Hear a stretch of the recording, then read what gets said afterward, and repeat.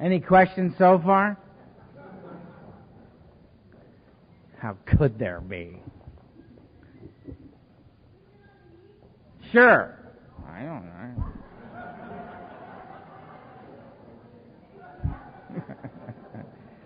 Ask it basket. That's what we need.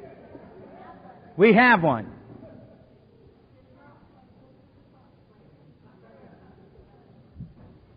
No one has any questions so far? Yes, ma'am. Hi, Amanda.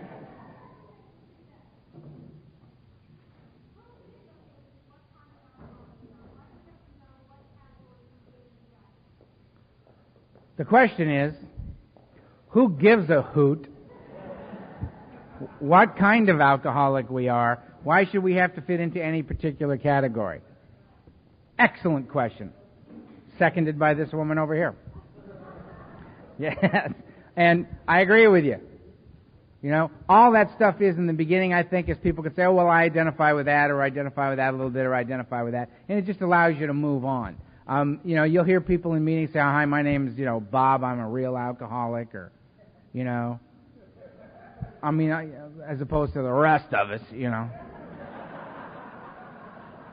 who thought AA sounded like fun. We'd just come.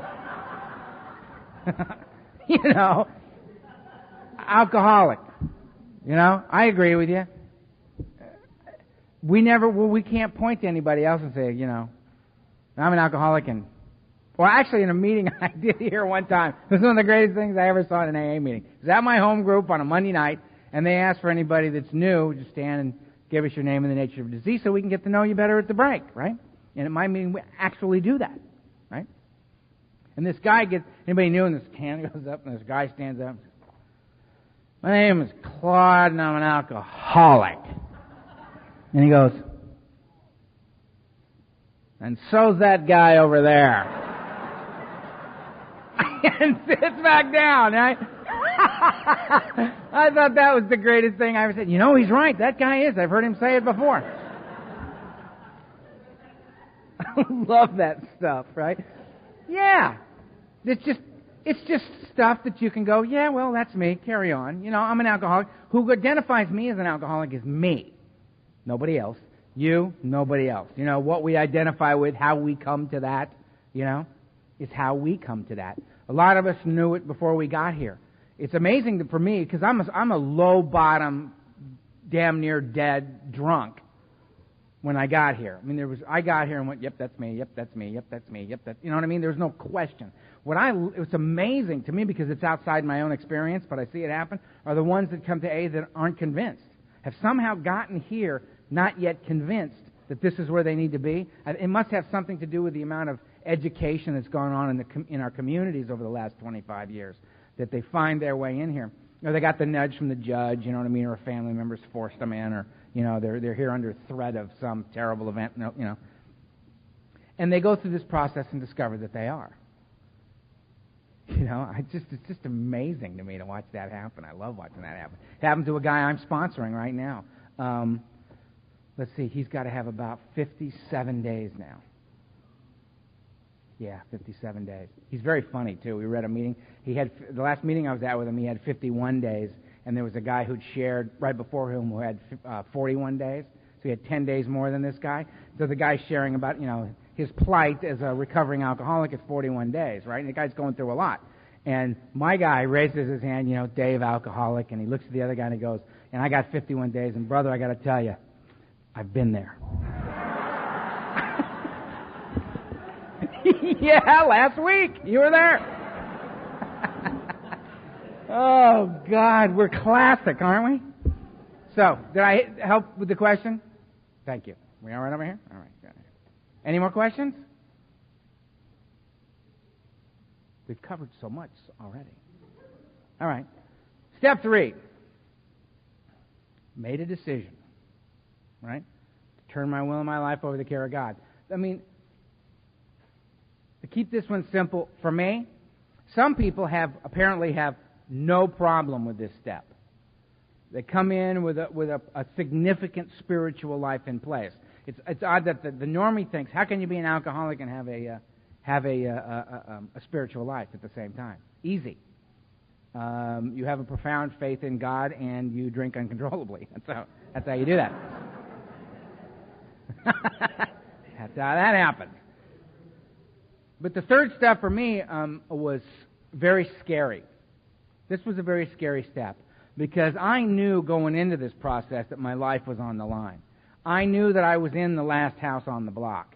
I knew that if this didn't work for me, I was a dead man. I knew that there wasn't another game that I was going to get in that was going to help me with this. This was going to have to work or I was screwed. Because I was so angry at God when I got here, what the third step meant to me was I going to become willing to turn my will and my life over to the care of a God I was incredibly angry at? Was I willing to turn my will and my life over to the care of a God I saw as an unjust and unforgiving God? Was I willing to turn my will and my life over to the care of a God I may or may not understand, I may or may not believe in, that this is all up for grabs, this unseen, unknown, untouchable presence, this experience where I had yet to meet the individual who could tell me about the face of God. This was really an alarming leap into the abyss, if you will, for somebody like me. The beauty of this thing, though, is that on the one side I had my experience of 16 years of chronic alcoholism and drug abuse, and on this end I had a bad relationship. I jumped. I pulled the trigger. I got down on my knees and to the best of my ability turned my will and my life over to the care of a God I did not understand. That was the best I could do. The best I could do is, I don't understand. If this God thing, if this is what I must seek to relieve me of these problems, how can this be the same God that I've had these other, right? There was so much self inflicted upon this relationship. There was so much willful behavior inflicted upon this relationship. There was so much dogma that was in my head that I was inflicting this relationship with that I couldn't see it for what it was. It was so befuddled and enmeshed. I couldn't just let it be what it was. So I did this. I turned my will and my life over to the care by getting on my knees and saying the third step prayer and getting back up. And how that felt was, and I felt it was spooky. Right? I mean, what I basically felt is that my life is on the line. I just took a pair of dice, and I don't even know what the game is we're playing. And I threw them out on the board, having no idea what to expect. That was the leap of faith, right? In spite of my own experiences, I must go this way. In spite of my own crippled belief system, I must go this way.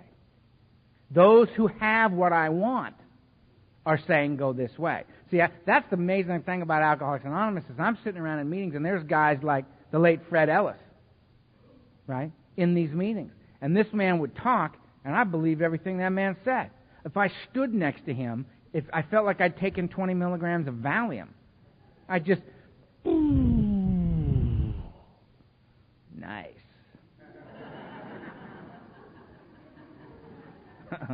Fred makes me feel good. Now, I was too afraid to talk to Fred, right? So at the Thursday night beginner's workshop in Brentwood, California, Fred was always there. At the end of the meeting, Fred would stand up, like right over here by the podium, and guys would come up and talk to Fred. Guys he sponsored would check in with him and ask questions, and Fred would share his experience, strength, and hope with him. And I would stand behind Fred and burglarize their conversation. Right? I did this for many, many weeks. And then one day, Fred was talking to these guys, and all of a sudden, Fred turned around and went, "Hi, Earl, how are you?" Stuck out his hand, and I went, paralyzed. My God, he knows my name, which was entirely too close a relationship for me in early sobriety. Right? And there he was. And hi, got to go now. Run home, pace. Jesus Christ, Fred knows my name.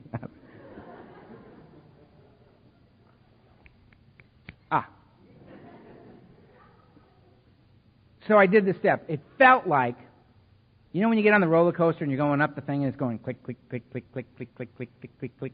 The third step is where you hear the click and stop.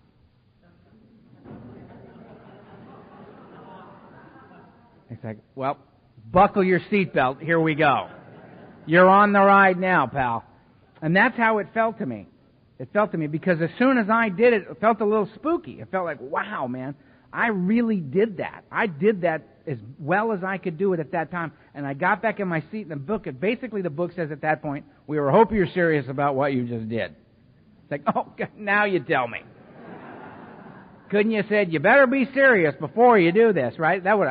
I could have hovered right there at the brink of 3 for several years, having heard that. But it said, we hope you were serious about what you did, because, see, now we have to embark upon a plan of rigorous action, right? Or this is all just a conversation, right? A lot of guys sitting around in the bars, going, that third step's a bitch.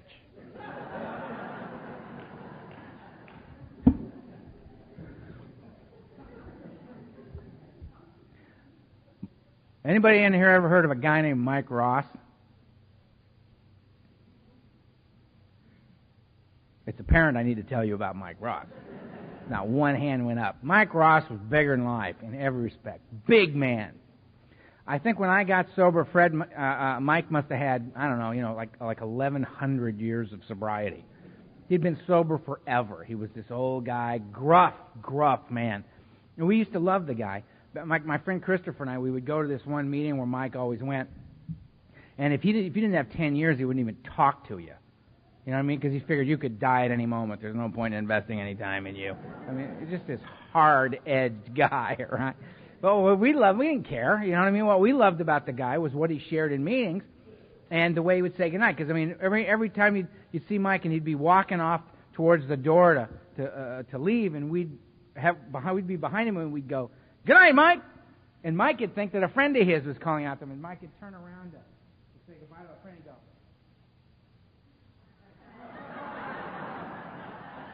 he just dismiss us. You're not even worth saying goodnight to. We only had like 8 years,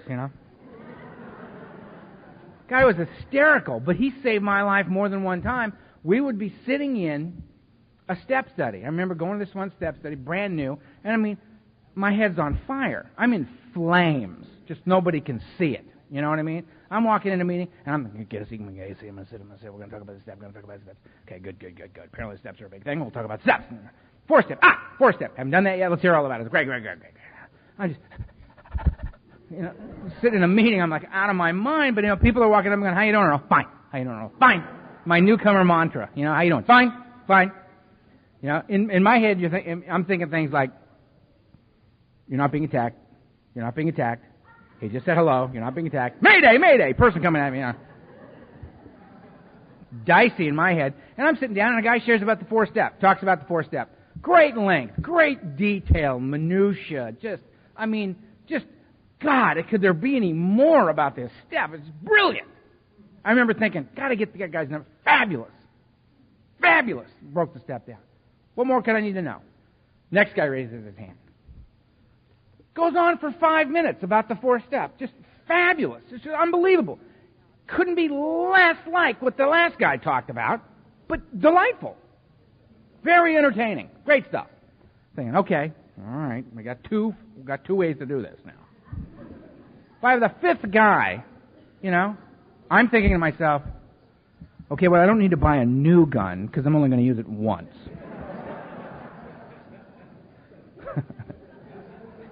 I'm ready. This is it. I can't do this. And all of a sudden in the back, a big mitt goes up in the air. And the guy calls, and I hear, Mike Alcoholic. Here comes Mike Ross, right? And he goes like this. And I go, jeez, maybe he knows, an old guy. You know what I mean? I turn around, and I see this go up. It goes like this. I got to ask, has anybody in here read this? And I just went, thank God for this guy, right? And he just basically says, when you do your 4-step is when you're done with the 3rd. I got that. That sounds good to me. He made it very clear. When should I do my 4-step? Did you do the 3rd? Yep. Get on it. Make a list. I said, oh, okay. The guy just had a way of, don't want to go round and round and round, want to move, want to carry through this process. Because here's the thing about this whole thing. You are not going to get this right, according to Mike, in your first pass. This isn't about getting it right. This is about getting it, doing it, having an experience as a result of the process. The cool part about the steps is you're not it's like, okay, does everyone in here recognize that you're allowed to do the steps once? We don't allow you to do it any more than one time. So you better get it right the first time. If you don't, you're screwed. You will be relegated to the half measures room. And there you must stay until one day, mercifully, you just drink. No. If I do the steps to the best of my ability, I'm doing something. I'm taking an action. As a result of the action, an experience comes. As a result of the experience, I change. So that when I come back to step one, I'm looking at it from a different perspective. It's a new step. Right? I remember going into a meeting. I was 11 years sober, and there's a guy. I was meeting this woman at this meeting, and I go in there. I'm not going to a meeting. I'm going to meet her. Right? And I slide in, and right before the meeting starts, and there's one seat. She's got a seat for me in the front row. Oh, good. All right. Now, the front row is 6 feet from the speaker, because it's just a table, a fold-down table, and there's the leader and the speaker sitting there. And this guy, Jack, is going to talk on step 1 for 20 minutes. Oh, Christ. And I'm in the front row, and I can't just go, can't hang with you, Jack, and run out the door. You know what I mean? I'm stuck. I'm going to have to sit and listen. Now, I got 11 years sobriety at this time, right? You can't tell me a thing about step 1. I have done step 1. It's done. Put it to bed. Case closed. 100% done. Step 1. You're not going to, I don't want, this is hell. I'm in hell. I got to listen to this guy go on about step 1. Well, it turns out the guy was Jack Prose, who had 43 years of sobriety at the time. He talked for 20 minutes on step 1 and blew the top of my head off. He was talking about concepts and ideas and a level of awareness that had never even occurred to me before. Just talking about the steps, just kind of tripping on where he was at with it, right? And when the meeting was over, I looked at my friend and she said, well, what step are you on? I went, well, 1. Apparently I'm on step 1. And the cool thing about AA is that if you hang around here and actually pay attention, that's going to happen all the time. All the time. I thought I was very cool with God till a woman, I was about 16 years sober, and a woman with 2.5 years got up at the podium, started to talk about her relationship with God. Blew my mind. It was great. That's what goes on around here. Different people coming at it from different perspectives and different directions. So if you're thinking about doing it, if you do the book, you come up to me at the end of this and go, delightful, Earl, very entertaining, however, I do it a completely different way. Okay. That's my response. Okay, good. That means more dialogue. What I love is people who get up here. Occasionally we'll do this sort of stuff, and somebody will come up to me and go, Earl, I find your comments on the process of recovery disturbing. Really? Yeah. Yeah, I think you're killing alcoholics, Earl. For Christ's sake, you need to do it this way. Here's my workbook that I've developed over the last 8 months. And I'd like you to take this workbook and explore what I've seen as the relationship between God, self, and others. I say, okay, cool. And Earl, please, for God's sakes, just, don't talk in AA anymore until you've read my book. Say, oh, all right, then thanks for sharing that with me. That's lovely. And I love how pissed off people get about this stuff. It's hysterical to me. I'm standing in a room with a bunch of dead people sitting up pretending they're paying attention to me. Right? We're alcoholics and drug addicts, and we're arguing over how to develop a relationship with God. It's like, I can't get too upset about this, all right? It's crazy, right? What we're doing, we're wrestling with the concept of God here, right? In this third step, I wrestle with that's what Israel means, one who wrestles with God, right? The book, it says to me in the portion of chapter 5 that I've heard God knows how many times in 22 years. God could and would if he were sought. It doesn't say God could and would if he were found. God could and would if he were sought. Then I must seek God. I'm given very, very specific instructions on how to go about doing that later on in the steps. I must seek God. But what I've got to do at first is throw myself at it, to open up my arms and say, I let go, I let God. I surrender. I can't, God can. I'll let him. God could. Restore me to sanity, soundness of mind, relieve me of the obsession of drink. Now, and what's interesting is that these actions, the action of these steps, where I seek this God, is remarkable to me. That it's about my willingness to get the stuff that I place between me and God and me and my fellows out of the way. I put it there, I get rid of it. I don't ask God to get rid of it, I do it. I don't ask you to do it, I do it. I do it. I don't sit in my apartment and wait for life to come knock on the door. I must get up and go outside. I had a sponsor, my second sponsor after Donald died. I had a second sponsor for 6 years. He's a great friend of mine. I love him dearly, Al F. He's the guy that get between those, right? He's a big meditation guy. It's very difficult to talk to because he's just being there while you're talking to him. He's a fantastic example. So he's a sponsor. You don't do what he says. You just watch him and feel him. You know what I mean? Just right there. He's an amazing human being. Absolutely amazing. But he said, Earl, if you give your life to God and sit in the closet, what you get's coat hangers. Right? It took me 6 months to wrap my head around that. It's like, all right, I'll be back when I have any idea what that means, Donald used to say to me, Earl, God comes in shoe leather. Okay. Apparently God is a shoe salesman. I don't. So I get it, right? There's these actions I take to open myself up to this experience of a power greater than myself. I can assure you I do not understand God. I pray to a God I don't understand. But I do pray to a God that I see the evidence of in my life on a daily basis. On a daily basis. It's there if I want it. That's a lot of what the big buzz is for me. Are these sudden realizations that if I just stand still and feel the life that is around me, that there's something quite remarkable going on all the time. That's the cool thing, man. It's better than any drug I ever took. I took so much LSD that I was classified legally insane by the military. Right? And this buzz is better. This buzz is better. I've done enough heroin in one night, sit around, just checking my pulse,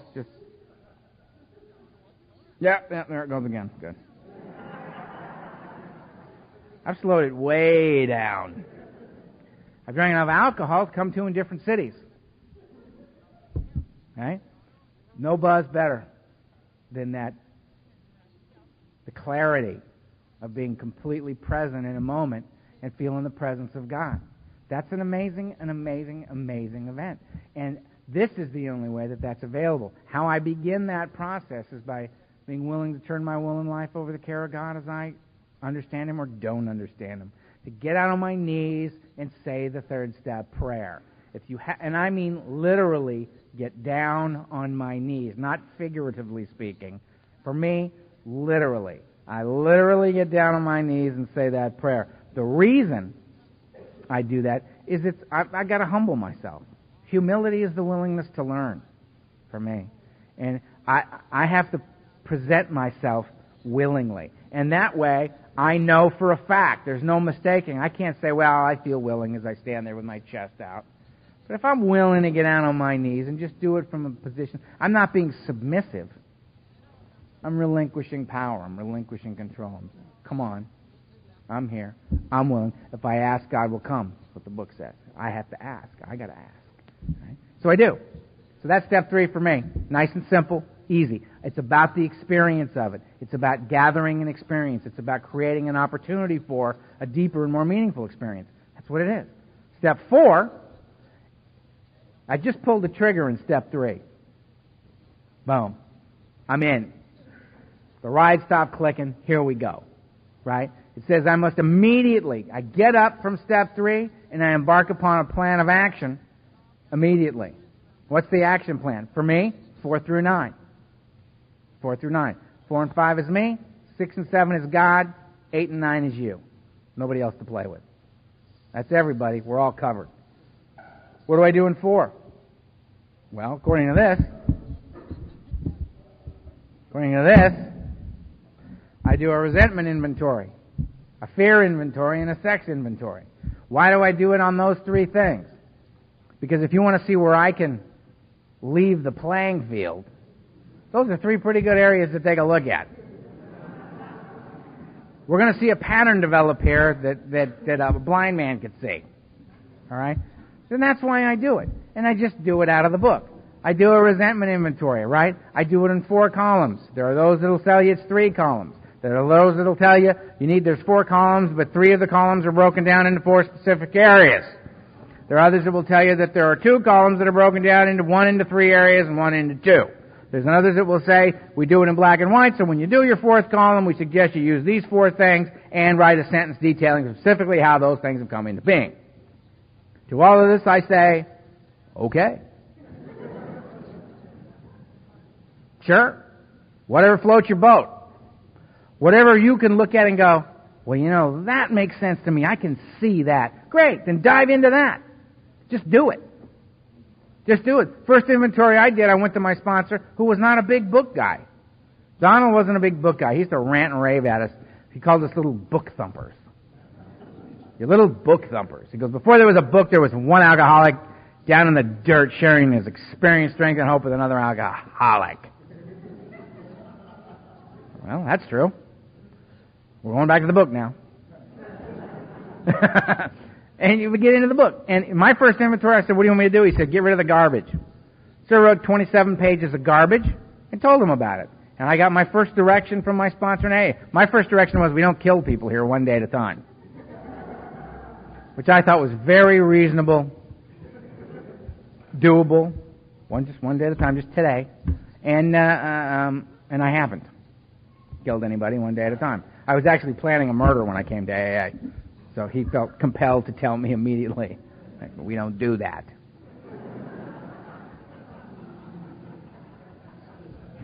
Yeah. My best thinking again. So I do a resentment inventory. I make a list of, and it talks about it in the book. I mean, if you guys want me to, I can waste a lot of time up here, put my glasses on and read it to you. Exactly what it says and why you do it that way. But I'm figuring these are readily available. You know? These are readily available. You want to see precisely how it is in here? Go here and read it. What I'm telling you is what I did was I went here. And when I finally did an inventory that was out of this book, that's when things changed for me. The getting rid of the garbage was great. It made it possible for me to take action that suggested I was making a commitment to being here. That was of value. Doing it completely different than the book told me to do it was of value. Absolutely of value. I think what that did was it allowed me to then feel like I'd earned the seat I was sitting in.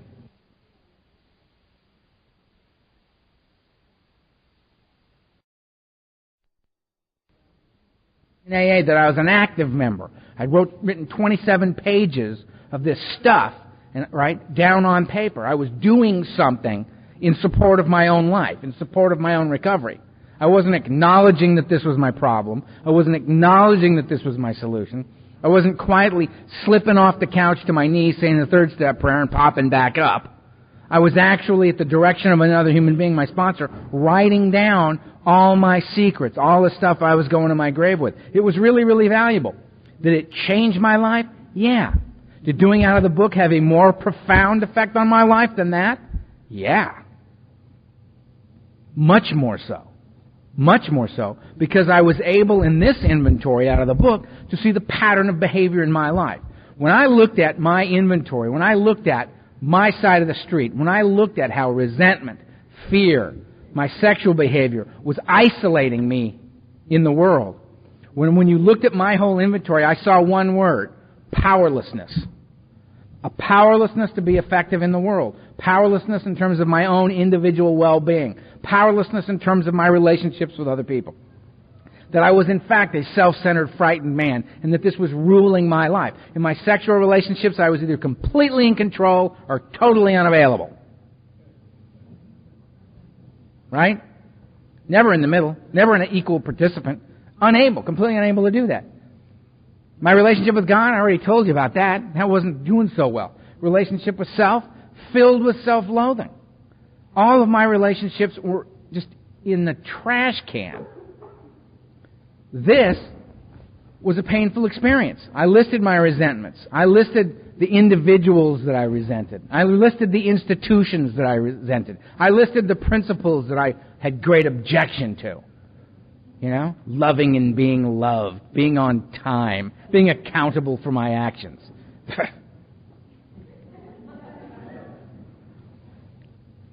Hated all that stuff. And when I got to this enough, I realized I just got out my address book. Because it basically got down to, because the question I ask myself when doing an inventory is, how free do you want to be? How free do you want to be? When that thing goes by and you go, well, not really, right? Well, if it floated by, write it down. We can discuss it later, whether or not it's pertinent, right? And people always ask me, Earl, can you have a resentment in your life that you have no part in?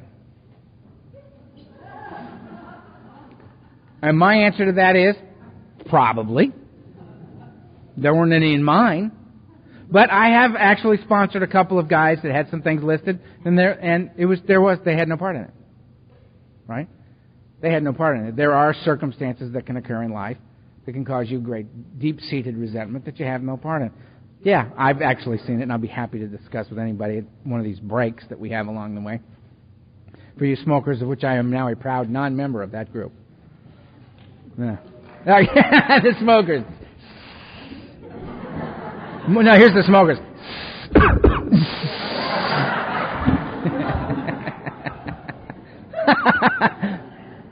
Anyway. So you do the inventory, right? I list my resentments. I resent my father. Column 2, why do I resent him? What's my specific resentment against my father? Well, I got 54 resentments against my father. Right? 54. List them. 1A, 1B, 1C, 1D, or 1-1, 1-2, 1-3, 1-4, 157. 1-57. I got 57 resentments against my father, specifically. What areas of my life are affected by this? I use the 7 things that I was taught to come up in the book. Affects my personal relations, sexual relations, pride, self-esteem, security, ambition, and pocketbook. Yeah, that's 7.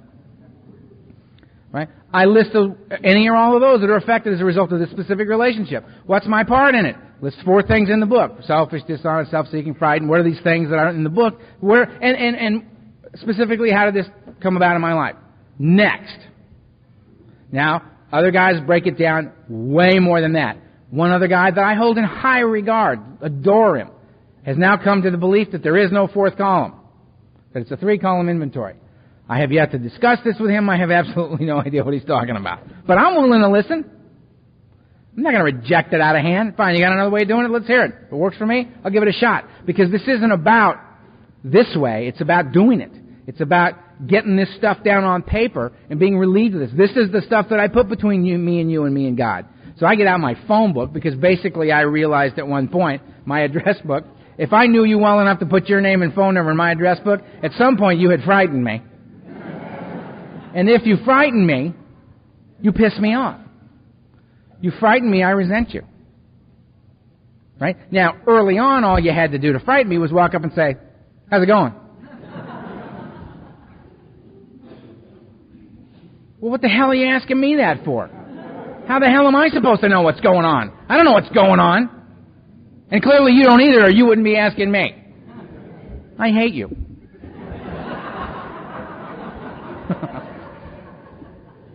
This is all entirely too much work talking to you. I don't want... Resentment. Write them down. I had Thomas Jefferson on my inventory. Have you ever read this guy's life story? The stuff that he did? Who could live up to this? Hated that man. Institutions, groups of people. See, this is, and what you write down, it doesn't have to look good. You don't have to say, oh, well, I don't really like that I feel that way. Write it down. That's your best way out of it. Right? You may discover that you're a bigot, a racist, a liar, a thief. You may discover that you're all of them and that you don't like that about you. Maybe those lessons your daddy taught you are not lessons you should have embraced or cared to embrace. And you've gotten to a point where to be who you really are, which is not a racist, not a bigot, not a thief, not a liar, that you can, that the ills of your father, that you can say, no, this is not who I am. I disagree with this. That you can get to a place in order to save your own life where you can make your own father wrong. Not easy to do for a lot of us. But we get there in this process. If we write it down and see the pattern of your own life, see it right there. I resent this stuff, right? Fear inventory. What am I afraid of? Fear of flying. Why? Because I crashed. Right? It's not a what do they call it when it's just, it's not a phobia. Thank you. He gets an extra bagel.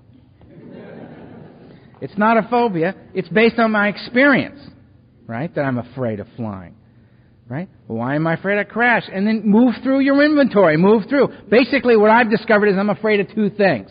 I'm afraid of rejection and I'm afraid of abandonment. That's what I'm afraid of. Pretty much every fear I've got you can put under one category or the other, right?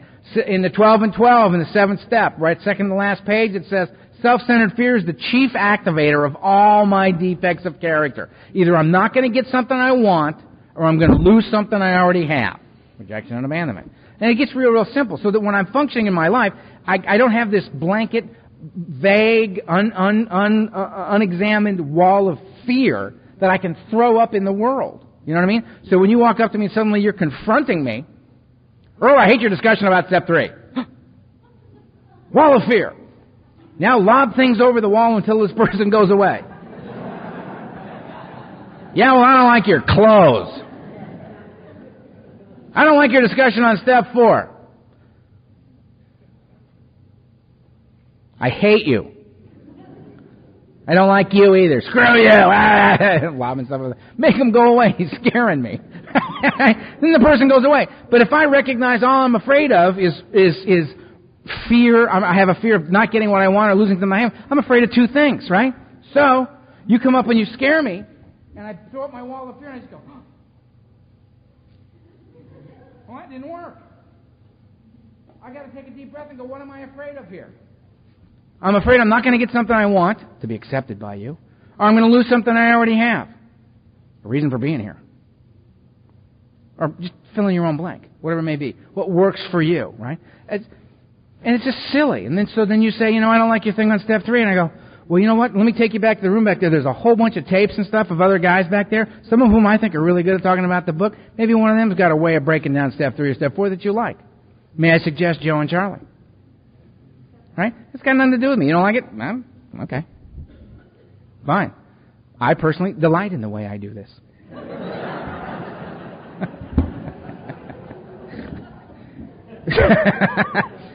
Find your own way. Find your own way. This is just one little glimpse of it. I don't have this thing wrapped up. I'll come back here next year, sit down and go, remember that first time I was out here? You got a tape of that last one? Burn it. We got a whole new way of doing it. What would that mean? Would that mean that I was wrong today? No. Would mean that I've continued to explore the process. I have another way of communicating it. I have a different experience of it now, which requires yet another way of communicating it. So you just find your way through. Some of you are going to become big Joe and Charlie fans. Those are going to be your guys. So that guy and that guy and that guy? Crap! Then you're going to become a Joe H guy. The rest of us are peasants. Find your own way. It's all good. Because what you are, if you're prescribing to a particular path is you're saying, I'm an alcoholic and I seek this thing. I seek this process. I seek this unfolding in my own life. And that's what it's about. So that's all we're doing here today is wrestling with it this way today. All right? So I do these 4-column inventories on resentment, fear, and sex. Right? Now, in step 5, I'm supposed to reveal these before God to another human being. I'm supposed to sit down with somebody and get it out. I would suggest doing that. Really, it's not that deep. Do you know what I mean? What you have to do, the specific way you go about it. The book will suggest, the 12 and 12 will suggest, the book will suggest, this is how you go about it, right? You sit down with somebody, the 12 and 12, Bill talks about all kinds of stuff in the 4-step. He talks about, only thing in the 12 and 12 I disagree on, this is just me.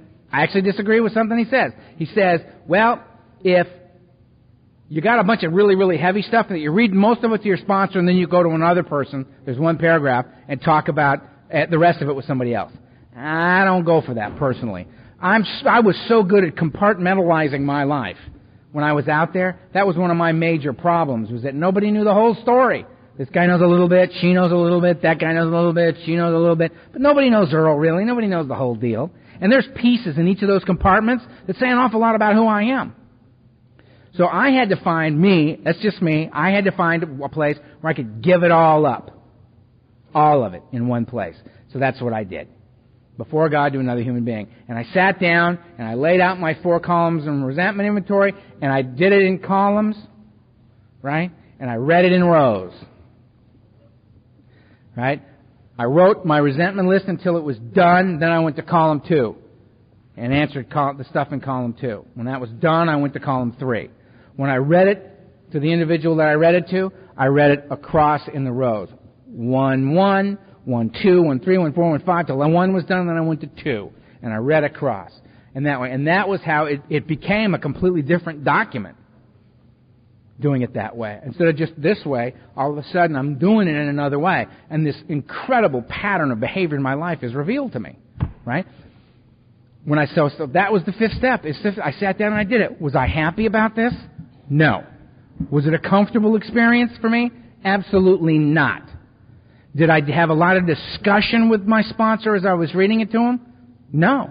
Anything that was said in that meeting, other than what I had written down, was conversation that he introduced. My job was to show up and read what I had written.